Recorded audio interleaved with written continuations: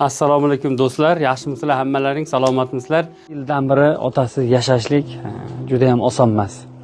O'zlarining xabari yo'q. Bu joyda sizlarga uy solamiz.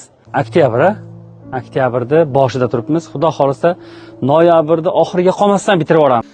Omonat pullar yetib keladi. Qorbo sizga shuni bir qator topshirsak. Buni bir dehqon do'stimiz Ushuridan deb bergan 2 million. Bir savdogar hoji akamiz bor, 1 million berdi, kartamizga tashlab berganlar. Bir ukamiz 3 million bergan, savobini ota-onamga bo'lsin deb.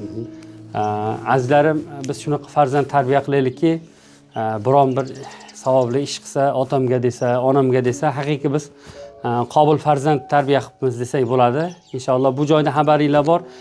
Dadalar olamdan o'tib ketgan ikkita kichkina jajjigina qizchamizga uy solyapmiz. Juda ham tez bityapti. Bu narsa bizni xursand qiladi. Qarab turmayotganlaring uchun sizlardan Alloh rozi bo'lsin. Har doimgidek biz karta qoldirmaymiz. Bizga shu Qorbon bilan Jahongir akamning telefon nomerini qoldiramiz. Agar biron bir joyga yordam bermoqchi bo'lsangiz, bemalol murojaat qilsangiz bo'ladi. Bir akamiz, do'stimiz Qorbonga telefon qilibdi. Xushxabarni bittasini aytib qo'ya qolay endi. Qanchadir summa ketishligini, общий bitishligiga aytgan. Bo'pti, men harakat qilaman degan. Aka, siz musofirda ekansiz. Xudoya qayerda bo'lsangiz ham Allohning panohida bo'ling. Siz sababingizdan buni tezda bitirsak-u, shu ikkala murg'akina qizni o'zlarining uyiga joylasak.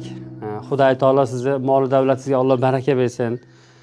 Bolalaringiz ham Xudoya o'zingiz o'xshagan yaxshi saxovatli inson bo'lsin. Jannatga ham birinchi bo'lib saxiy boylar kiradi deydi. Ilohim, jannatga ham o'sha birinchi kiradigan toifani Xudoya birinchi qatordan bo'ling. Biz farzand boqaman deb nimadir hayotda xato qilib qo'yamiz, gunoh qilamiz. O'sha gunohlarimizga Xudoya shu kaforat bo'lsin. Gunohlarimizni kechirishiga shu sabab bo'lsin. Ikkita go'dakni xursand qilsak ajab emaski, bizning dunyoligimiz ham, oxiratligimiz ham obod bo'lsa. Azizlarim, duo qilinglar, yurtimiz tinch, osmonimiz musaffo bo'lsin. Bizning o'zbek xalqiga bunaqa yaxshiliklar, hashar ishlar, savobli ishlar yarashadi. Xudo hammalaringdan rozi bo'lsin. Salomat bo'linglar.